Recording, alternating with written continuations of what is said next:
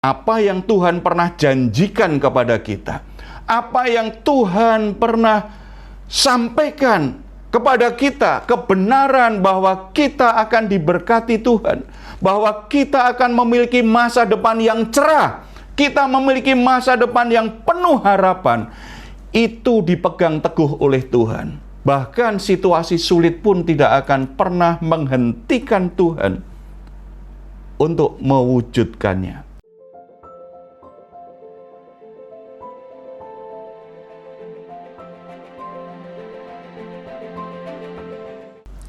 Salam saudara-saudara yang dikasihi oleh Tuhan Yesus Kristus.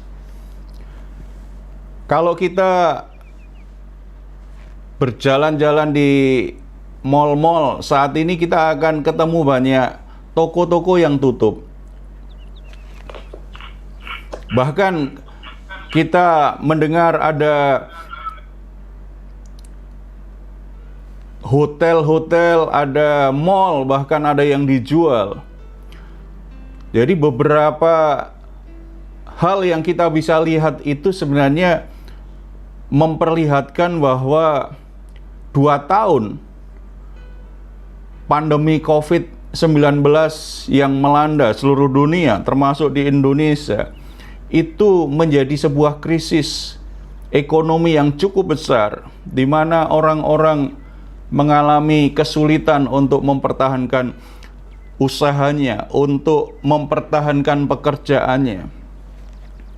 Dan itu tentu saja ketika krisis ekonomi terjadi akan berdampak pada keluarga, berdampak secara sosial. Bagaimana kita sebagai orang Kristen menghadapi krisis? Saudara-saudara, Alkitab memberi kita banyak sekali satu pengajaran, prinsip-prinsip hidup yang jelas, bahwa sebagai orang Kristen sebenarnya Tuhan sudah membekali kita supaya kita bisa keluar dari krisis bersama-sama dengan Tuhan. Kita akan melihat perikop dari Kejadian pasal 26 ayat 1 sampai 12. Kita akan belajar dari kehidupan seorang yang bernama Ishak. Bagaimana Ishak mengatasi krisis yang terjadi, yang melanda negeri di mana dia tinggal, dan bersama dengan Tuhan dia akhirnya bisa melewati krisis itu. Bahkan krisis yang dia alami itu akhirnya menjadi sebuah peluang besar untuk mengalami berkat-berkat Tuhan, mengalami sesuatu yang baik bagi keluarganya. Bagaimana kita bersama dengan Tuhan bisa mengubah krisis yang sedang kita alami saat ini menjadi sebuah peluang yang besar untuk diberkati Tuhan, untuk memperbaiki nasib kita, untuk menjadikan hal-hal yang ada dalam hidup kita justru menemukan peluang-peluang, menemukan kesempatan-kesempatan untuk bertumbuh menjadi besar. Mari kita melihat Kejadian pasal 26 ayat 1 sampai 12. Bagian demi bagian kita akan perhatikan. Hal pertama, untuk mengubah krisis itu menjadi sebuah peluang besar di dalam Tuhan, bersama Tuhan adalah pentingnya sebuah sikap yang proaktif ketika mengalami situasi sulit.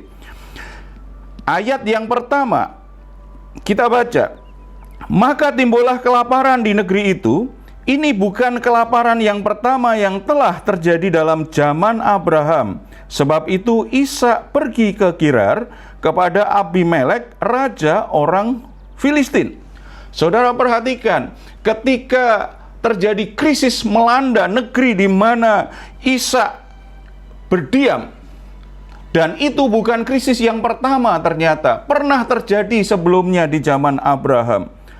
Ishak tidak hanya berdiam diri, tidak hanya sekedar mengeluhkan situasi sulit yang terjadi, tidak hanya menyalahkan orang lain, tidak hanya menyalahkan para pemimpin atau siapapun juga, tetapi secara proaktif Ishak mengambil sikap untuk mencari jalan keluar, mencari solusi. Bagaimana bisa keluar dari krisis tersebut? Saudara-saudara, ada banyak orang Kristen yang kehidupannya kalah.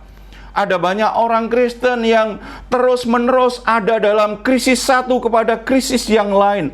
Kesulitan yang satu kepada kesulitan yang lain. Masalah satu kepada masalah yang lain. Sepertinya masalahnya tidak pernah terselesaikan dengan baik. Karena apa? Salah satu sebabnya karena ketika mengalami situasi sulit, ada krisis terjadi dalam hidupnya, dia cenderung pasif, tidak berbuat apa-apa, dia berdiam diri. Ada banyak ketakutan yang membuat dia akhirnya bersikap pasif, tidak mengerjakan apa-apa. Bahkan mungkin mulai menyalahkan orang lain, menyalahkan pejabat publik, menyalahkan pemimpin-pemimpin. Tidak berbuat apa-apa. Sambil berkeluh kesah, dia hanya berharap waktu akan mengubah situasinya menjadi lebih baik. Atau kalau tidak, orang lain yang akan mengubah situasi sulit itu akhirnya bisa terselesaikan. Dia tidak mau ambil tanggung jawab bagian dari solusi terhadap krisis yang sedang terjadi. Saya ada teman yang mengalami kesulitan ketika kuliah di Jogja. Pada waktu itu orang tua mengirim uang kepada anaknya biasanya hanya dengan wesel. Kalau sekarang kan transfer gampang sekali. Zaman dulu hanya dengan wesel. Dan komunikasi hanya lewat surat saja. Teman saya ini kehabisan uang saku. Kehabisan uang saku. Tinggal beras sedikit dan minyak sedikit. Jadi satu hari dia hanya makan nasi. Hari berikutnya dia tidak tahu apakah tetap hanya dengan nasi, sebab dia sudah kirim surat ke orang tuanya, tapi orang tuanya belum membalas. Dan wesel yang ditunggu-tunggu juga belum datang.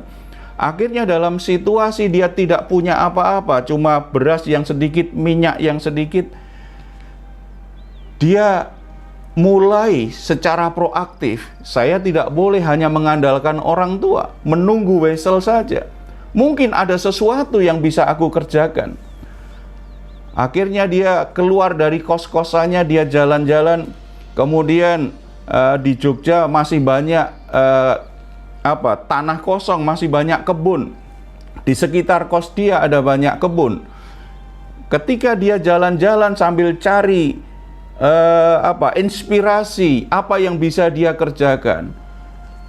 Dalam pikirannya, pokoknya saya harus buat sesuatu. Saya tidak boleh berdiam diri hanya menunggu wesel saja. Kemudian dia melihat ada beberapa ekor bekicot. Bekicot itu kayak keong yang hidup di daratan. Bekicot. Dia ingat pernah membaca sebuah artikel bahwa bekicot itu aman untuk dikonsumsi. Akhirnya dia ambil beberapa bekicot, dia bawa pulang ke kos-kosannya, kemudian dia olah dengan sedikit minyak yang dia punyai. Akhirnya dia goreng itu. Hari itu dia bisa makan dengan lauk daging bekicot. Walaupun dia tidak pernah mengkonsumsinya, tetapi ketika dia menikmati, dia ternyata, wah enak juga ini. Akhirnya habis makan, habis itu dia cari lagi. Jadi beberapa hari, bahkan mungkin hampir 1 minggu dia makan itu. Kemudian mulai kepikiran, mungkin suatu waktu orang tuaku juga tidak punya uang lagi untuk segera mengirim wesel pos kepadaku. Mungkin aku kesulitan uang lagi. Kenapa aku tidak untuk membudidayakan bekicot ini? Akhirnya dia coba cari beberapa bekicot dan dia budidayakan di dekat kos-kosannya. tidak menunggu, dia tidak punya uang lagi. Akhirnya dia secara rutin setiap berapa hari dia akan konsumsi itu. Dengan demikian, uang wesel yang kemudian dia terima dari orang tuanya, ada sebagian dia bisa sisihkan, dia bisa tabung. Tidak hanya itu, ada temannya yang tahu dia kok nikmati itu. Dan ketika temannya juga mencoba mengkonsumsinya, temannya suka. Kemudian, kalau begitu aku juga mau dong. Akhirnya, dia mulai jualan daging bekicot itu. Keuangannya mulai membaik. Saudara-saudara, intinya adalah mahasiswa tadi tidak mau berdiam diri ketika krisis terjadi. Secara proaktif dia mencari solusi. Walaupun solusinya kelihatannya aneh, tidak biasa. Tetapi ketika dia proaktif untuk mencari solusi, dia ketemu jalannya. Sehingga dia bisa melanjutkan kuliahnya dengan baik. Dan hari ini dia pelayanan dengan baik di sebuah kota. Saudara-saudara, mungkin saat ini saudara mengalami krisis keuangan karena usahamu tidak berjalan seperti biasanya. Mungkin ada kesulitan rumah tangga. Mungkin saudara mengalami kesulitan di pekerjaanmu. Atau mungkin saudara korban dari PHK karena situasi yang sulit. Intinya saudara mengalami krisis.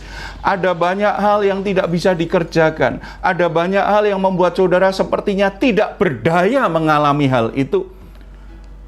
Jangan hanya berdiam diri. Jangan menyerah kalah. Jangan juga hanya menyalahkan orang lain atau berharap orang lain menyelesaikan masalahmu. Cari solusi. Cari solusinya. Sebab keputusan kecil yang saudara buat hari ini, mungkin itu menjadi langkah awal yang membuat saudara akhirnya bisa mengubah krisis menjadi peluang yang besar di hari-hari yang akan datang. Cari solusi. Bersikap proaktif. Jangan hanya berdiam diri, jangan hanya mengeluh. Apapun masalah yang sedang saudara hadapi, cari solusinya. Kemudian yang kedua, kalau kita perhatikan ayat 2 dan 6, ketika Ishak mulai mengambil inisiatif, dia proaktif mencari solusi. Kalau begitu aku akan pergi ke Gerar. Ternyata direspon Tuhan dengan indah sekali. Ayat 2. Lalu Tuhan menampakkan diri kepadanya serta berfirman, janganlah pergi ke Mesir, diamlah di negeri yang akan kukatakan kepadamu. Tinggallah di negeri ini sebagai orang asing, maka aku akan menyertai engkau dan memberkati engkau. Sebab kepadamulah dan kepada keturunanmu akan kuberikan kepada seluruh negeri ini. Dan aku akan menepati sumpah yang telah kuikrarkan kepada Abraham ayahmu. Aku akan membuat banyak keturunanmu seperti bintang di langit. Aku akan memberikan kepada keturunanmu seluruh negeri ini. Dan oleh keturunanmu semua bangsa di bumi akan mendapat berkat. Karena Abraham telah mendengarkan firman-Ku dan memelihara kewajibannya kepadaku, yaitu segala perintah, ketetapan, dan hukum-Ku. Jadi tinggallah Ishak di Gerar. Saudara-saudara, perhatikan begitu Ishak proaktif ingin mencari solusi, Tuhan merespon secara cepat. Dan Tuhan kemudian berkata, Ishak jangan ke Mesir. Ayahmu dulu ketika mengalami krisis, dia pergi ke Mesir. Tetapi kamu jangan, kamu ke Gerar. Kemudian Tuhan kembali menegaskan janjinya kepada keluarga besar Abraham. Kepada Abraham dan keturunannya, bahwa komitmen dia untuk menggenapi janjinya, untuk menjadikan keturunan Abraham bangsa yang besar, bangsa yang diberkati, bangsa yang punya pengaruh luas di muka bumi ini, itu tidak pernah berubah. Saudara-saudara, taat kepada pimpinan Tuhan itu cara kedua bagaimana kita bisa mengubah krisis menjadi peluang besar bersama dengan Tuhan. Saudara-saudara, kalau kita mengalami krisis, kita mengalami kesulitan yang begitu besar, kita kewalahan dengan masalah yang sedang kita hadapi, itu menunjukkan bahwa kita ini punya kemampuan yang terbatas. Kepandaian kita tidak bisa kita andalkan. Pengalaman kita tidak bisa kita andalkan.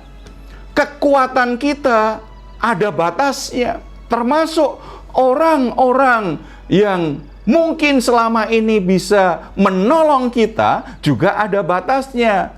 Sehingga masalah yang kita hadapi itu berlarut-larut. Bahkan akhirnya kita mengalami kesulitan untuk menyelesaikan. Bukankah yang disebut krisis itu artinya ketika ada kesulitan, ada masalah, kita tidak sanggup untuk menyelesaikannya dengan baik, dan akhirnya masalah itu terlalu berat untuk kita tanggung. Masalah itu begitu membebani jiwa kita, begitu berat, sehingga kita menjadi tertekan, sehingga kita tidak tahu lagi bagaimana menyelesaikannya. Kalau kita mengalami krisis, berarti itu tanda, itu alarm bahwa kita ini manusia yang terbatas. Oleh sebab itu, kita mesti belajar mempercayai Tuhan yang maha tidak terbatas. Kita harus belajar nurut, belajar taat kepada Tuhan yang tidak terbatas. Mau dipimpin Tuhan itu bagian dari langkah untuk keluar dari krisis yang kita alami dan mengalami janji berkat Tuhan dalam hidup kita. Ada seorang pengusaha yang sangat sukses sekali. Jabatannya tinggi di perusahaan. Keuangannya sangat baik sekali, bahkan berlimpah-limpah. Dia bisa penuhi kebutuhan keluarganya, bahkan orang tuanya, saudara-saudaranya. Dengan gampang dia bisa cukupi kebutuhan keuangannya karena memang uangnya banyak sekali. Sepertinya tidak ada yang tidak bisa dia beli. Hal ini membuat dia punya kepercayaan diri yang terlalu berlebihan. Dia berpikir bahwa dia bisa menyelesaikan semua masalah yang terjadi dalam hidupnya. Dia bisa menyelesaikan semua masalah yang terjadi dalam keluarga besarnya, yang dialami oleh orang tuanya maupun yang dialami oleh adik-adiknya atau oleh kakak-kakaknya. Dia begitu yakin bahwa dia bisa mengatasi semua masalah karena dia punya segalanya. Bahkan tidak ada satu orang pun yang berani menegur dia ketika dia salah, ketika dia berkata salah, ketika dia berpendapat. Tidak ada satu orang pun yang berani menegur. Karena ini berlangsung sekian lama, dia jadi menganggap bahwa ukuran kebenaran adalah dia. Kalau dia punya pendapat, berarti itu yang benar. Kalau ada orang lain yang punya pendapat yang berbeda, itu salah karena tidak sesuai dengan dirinya. Pengaruhnya begitu kuat, tidak ada satu orang pun yang dia mau dengar. Dia mengukur kebenaran itu berdasarkan dirinya sendiri. Keangkuhan, kesombongan yang luar biasa. Beberapa tahun kemudian, menjelang masa pensiunnya, dia mengalami satu penyakit yang sangat serius sekali. Dia harus berobat sekian lama. Dan akhirnya hartanya terkuras habis untuk biaya berobatnya. Dalam keadaan akhirnya dia keadaan proses pengobatan, dia merasa lemah secara fisik. Dia tidak bisa bekerja lagi, tidak bisa lagi menghasilkan uang. Bahkan uangnya makin habis, makin habis, makin habis. Dalam keadaan tidak berdaya, dia baru mulai merenung bahwa sebenarnya sehebat-hebatnya dia, sekaya-kayanya dia, ternyata ada hal yang dia tidak sanggup untuk mengatasinya.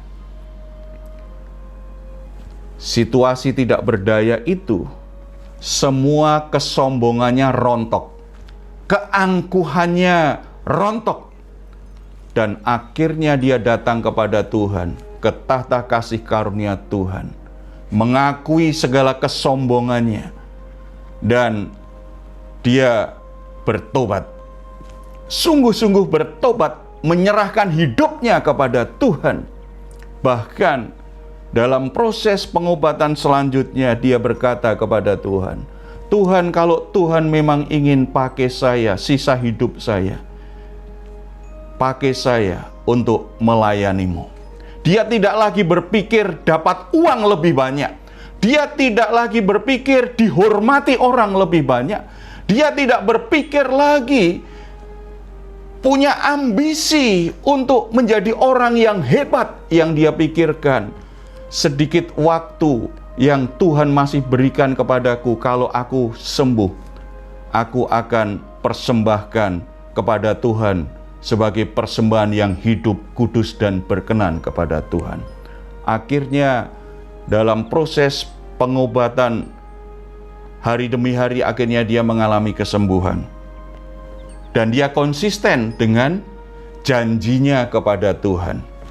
Dia menyerahkan hidupnya untuk melayani Tuhan. Ketika ditawarin lagi pekerjaan, dia berkata, tidak, pekerjaan utamaku saat ini adalah melayani Tuhan. Menjadi berkat bagi sesama. Saudara-saudara yang dikasihi Tuhan, sebenarnya tidak harus kita mengalami kebangkrutan, kita tidak harus mengalami sakit penyakit, kita tidak harus mengalami kehancuran rumah tangga, kita tidak harus mengalami situasi yang pahit dalam hidup ini untuk menanggalkan kesombongan kita. Kalau kita menyadari bahwa semua hal baik, semua berkat, semua apa yang kita miliki saat ini adalah anugerah Tuhan, maka tidak ada alasan bagi kita untuk menyombongkan diri, untuk menguasai semuanya seolah-olah itu prestasi yang akan membuat hidup kita itu menjadi lebih terhormat dari sebelumnya.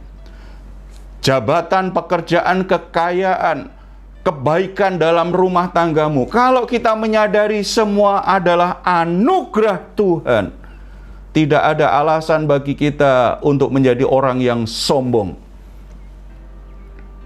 Tidak ada alasan.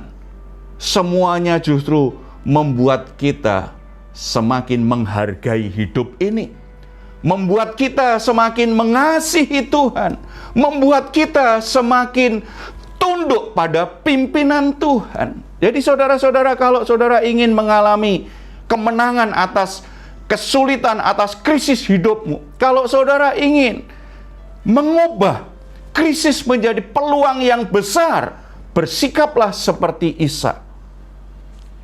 Mau dipimpin Tuhan, taat dengan apa yang dikatakan oleh Tuhan. Percayalah, Tuhan tidak pernah ingkar janji. Apa yang Tuhan pernah janjikan kepada kita, apa yang Tuhan pernah sampaikan kepada kita, kebenaran bahwa kita akan diberkati Tuhan, bahwa kita akan memiliki masa depan yang cerah, kita memiliki masa depan yang penuh harapan, itu dipegang teguh oleh Tuhan. Bahkan situasi sulit pun tidak akan pernah menghentikan Tuhan untuk mewujudkannya. Saudara-saudara, kuncinya apa? Belajar taat, nurut kepada Tuhan, ikuti kemana Tuhan perintahkan. Ishak tinggal di Gerar. Itu bukan hal yang mudah. Dia tinggal di negeri orang lain, sebagai orang asing. Ada banyak ketakutan, apakah mereka bisa menerima keberadaannya? Apakah ada hal-hal yang membuat dia aman? Makanya dalam keadaan ada kecemasan, ada ketakutan dalam mentaati Tuhan. Ketika dia melihat mungkin ada orang yang akan mengganggu istriku, dia berkata bahwa istrinya adalah saudaranya. Bukan sebuah pembenaran bahwa bohong untuk menyelamatkan diri itu benar, tidak. Itu menunjukkan bahwa Ishak ketika dia mentaati Tuhan sebenarnya ada perasaan takut. Ada resiko yang dihadapi, yang mengancam dirinya. Tetapi dia belajar taat. Kesalahannya adalah dia mengatasi ketakutannya dengan kebohongan. Itu sesuatu yang jelas salah.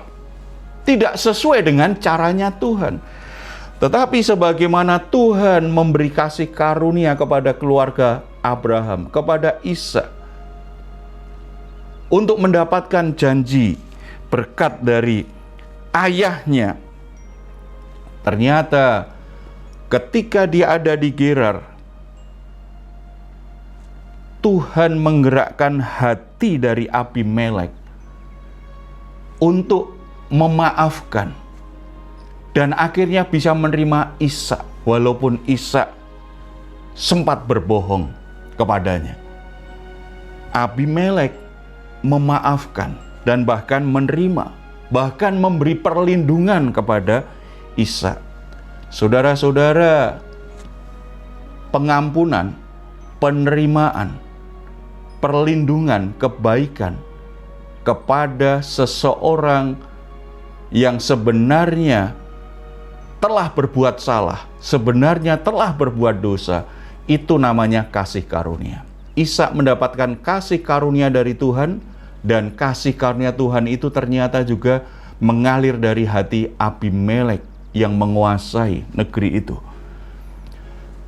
Ketika Ishak semakin menyadari betapa kasih karunia Tuhan itu luar biasa dalam hidupnya, dia meresponinya dengan apa? Dengan kerja keras. Yang ketiga, itu bicara ayat 12.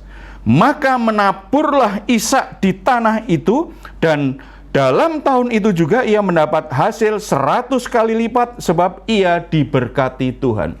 Saudara-saudara, semakin orang merasakan kebaikan Tuhan, semakin orang merasakan kasih Tuhan, semakin orang menyadari betapa luar biasa kasih karunia Tuhan yang dia terima, yang dia alami, harusnya membuat hatinya itu berkobar-kobar untuk mengasihi Tuhan, untuk mentaati Tuhan, dan membuat dia jadi bertanggung jawab dengan dirinya. Respon Ishak luar biasa, karena sadar kalau aku tinggal di tempat ini merupakan anugerah Tuhan. Kalau aku tidak dibunuh di negeri ini, bahkan akhirnya diampuni dan diberi perlindungan, ini merupakan anugerah Tuhan. Respon dia adalah, dia akhirnya bekerja keras, dia menabur di negeri asing itu.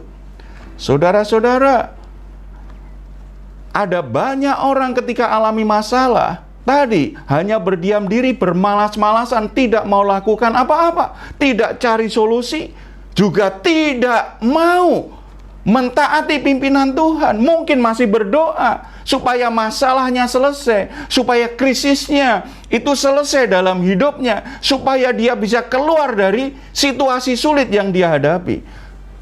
Mungkin masih berdoa, tetapi dia tidak mau dipimpin Tuhan untuk keluar dari krisis itu.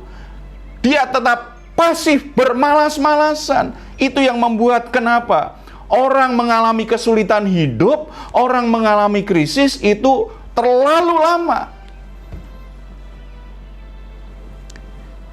Ishak bersyukur atas kesempatan besar, atas kasih karunia, anugerah yang dia terima. Maka dia memanfaatkan kesempatan itu sebaik-baiknya. Dia menabur, dia menabur, dia menabur. Dan dalam tahun itu juga, di ayat 12 dikatakan, ia mendapat hasil 100 kali lipat. Saudara perlu catat, Ishak menabur benih, dalam tahun yang sama hasilnya 100 kali lipat. Apakah karena kehebatan Ishak? Apakah karena dia memang orang yang handal, orang yang sangat pintar? Tidak. Di kalimat Terakhir ayat 12, sebab ia diberkati Tuhan. Jadi hasil yang diterima oleh Ishak karena berkat Tuhan. Ini yang membuat Ishak itu akhirnya ayat 13, dan orang itu yaitu Ishak menjadi kaya, bahkan kian lama kian kaya, sehingga menjadi sangat kaya. Dengan kata lain, dalam keadaan krisis tidak punya apa-apa, dia ada di Gerar. Ketika dia menyadari ada anugerah Tuhan, sehingga dia diselamatkan, dia diampuni, dia diberi kesempatan, diberi perlindungan. Dia mulai menabur. Ketika dia menabur, Tuhan memberkati apa yang dia kerjakan sehingga menjadi berhasil. Keberhasilannya membuat dia menjadi kaya. Dia terus menabur, dia terus rajin bekerja. Tuhan terus memberkati sehingga kekayaannya bertambah. Bahkan dikatakan ia menjadi sangat kaya. Saudara-saudara, sebuah perubahan yang luar biasa. Dari tidak punya apa-apa, jadi punya semuanya. Karena apa? Berkat Tuhan, karena kasih karunia Tuhan. Saudara-saudara, dengan kata lain, krisis apa yang kita hadapi, situasi sulit apa yang kita hadapi, itu tidak akan pernah menghalangi Tuhan untuk mewujudkan janjinya, tetapi ada tanggung jawab dalam diri kita yang harus kita kerjakan. Saya pernah melayani seorang bapak yang pernah jadi pemulung. Bapak ini area kerjanya cari barang-barang rongsokan itu selalu melewati sebuah gereja. Lalu suatu saat ketika dia capek, dia istirahat di seberang gereja. Dia lihat ada orang-orang yang mau beribadah di gereja itu kelihatannya gembira, hatinya tenang. Ketika orang selesai ibadah pun kok kelihatannya mereka jadi bersuka cita.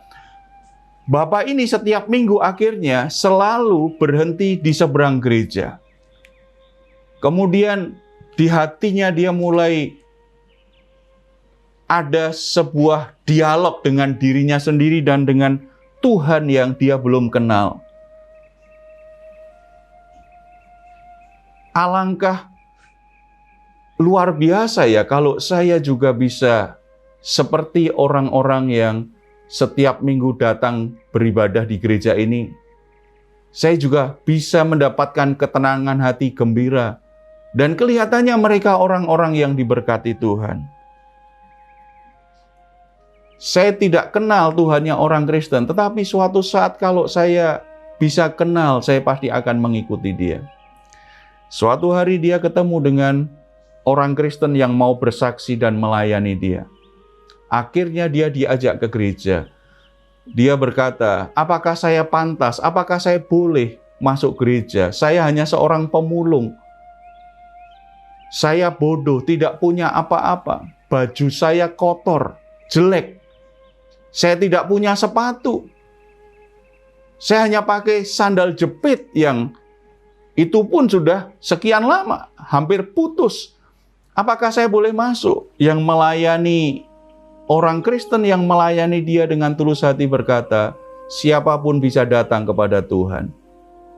Bukan karena sepatunya, bukan karena bajunya, bukan karena kepandiannya. Kalau Bapak sungguh-sungguh mau ke gereja, ikut saya. Akhirnya minggu berikutnya Bapak itu datang ke gereja.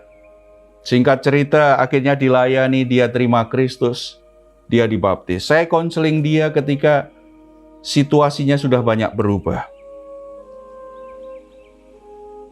Dia terus bekerja sebagai pemulung, tetapi sekarang dengan pengharapan baru, dengan keyakinan baru. Bahwa Tuhan memberi masa depan yang cerah, penuh harapan kepada dia. Dia punya iman bahwa dia tidak akan jadi pemulung selama-lamanya.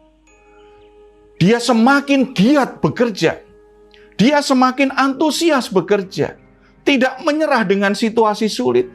Dan ternyata kerajinannya ini, Tuhan berkati. Apa yang dia kerjakan, akhirnya Tuhan berkati. Dia mulai meningkat jadi pengepul. Tidak hanya jadi pemulung, tetapi jadi pengepul. Teman-teman pemulungnya mengumpulkan barang-barangnya ke dia, dia jual. Dan akhirnya dia makin lama ekonominya, keuangannya semakin tumbuh, semakin diberkati Tuhan. Ketika konseling dengan saya, bapak ini datang, sudah bawa mobil. Dia pakai jas. Jadi dia ke gereja itu pakai baju, pakai kemeja, dia pakai jas. Rapi sekali. Tidak ada yang nyangka bahwa dia mantan pemulung. Dia berkata, Pak Heru, dia konsultasi tentang bagaimana saya bisa jadi berkat. Tuhan sudah mengambil saya dari yang bukan siapa-siapa. Tuhan sudah begitu murah hati kepada saya, sehingga status sosial saya naik. Tuhan memberkati saya hari demi hari. Semakin banyak yang saya bisa terima dari Tuhan. Saya tidak lagi tinggal di tempat yang kotor, yang kumuh. Saya punya rumah yang layak. Bahkan saya bisa beli mobil. Saya ingin rumah saya dan mobil saya ini bisa memuliakan Tuhan, jadi berkat. Akhirnya saya sarankan, kalau begitu Bapak pakai mobilmu untuk menjemput teman-temanmu pemulung. Ajak mereka beribadah. Saudara-saudara, itu yang dia lakukan. Dia akhirnya menjadikan uang yang dia miliki memuliakan Tuhan. Dia jadi berkat bagi teman-temannya. Saudara-saudara, singkirkan kemalasan, singkirkan keengganan untuk bekerja. Jangan menunda-nunda pekerjaan.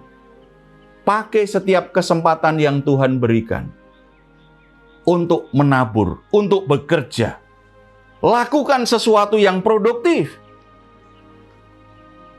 Dan jangan lupa, kalau saudara akhirnya berhasil, kalau akhirnya saudara menghasilkan dari apa yang saudara kerjakan, jangan lupa bahwa berkat Tuhanlah yang membuat saudara punya. Berkat Tuhanlah yang membuat pekerjaanmu berhasil. Supaya saudara tidak kembali pada keadaan semula, menjadi sombong merasa semuanya hasil jerih lelahnya sendiri. Saya akhiri dengan sebuah perenungan. Saudara-saudara, kalau saudara mengalami krisis kehidupan saat ini, saudara merasa tidak berdaya, saudara merasa tidak bisa kendalikan situasinya, selalu ada harapan dalam Tuhan. Tuhan tetap ingin memberkatimu. Tuhan tidak pernah melupakan janjinya bahwa saudara akan dibawa pada masa depan yang cerah, penuh harapan.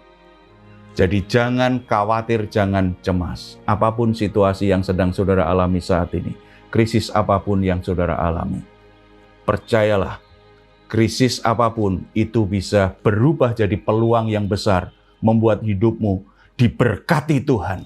Tetapi saudara mesti ambil tanggung jawabmu, proaktif cari solusi. Dan ketika Tuhan menuntun, Tuhan menunjukkan jalan, belajar taat, nurut sama pimpinan Tuhan, belajar taat kepada apa yang Tuhan katakan. Dan kalau kesempatannya ada, bekerja yang produktif, buat hidupmu produktif. Tabur terus, tabur terus, tabur terus. Ada waktu di mana Tuhan akan memberkati yang saudara tabur, dan apa yang saudara tabur akan menjadi tuaian yang besar dalam hidupmu.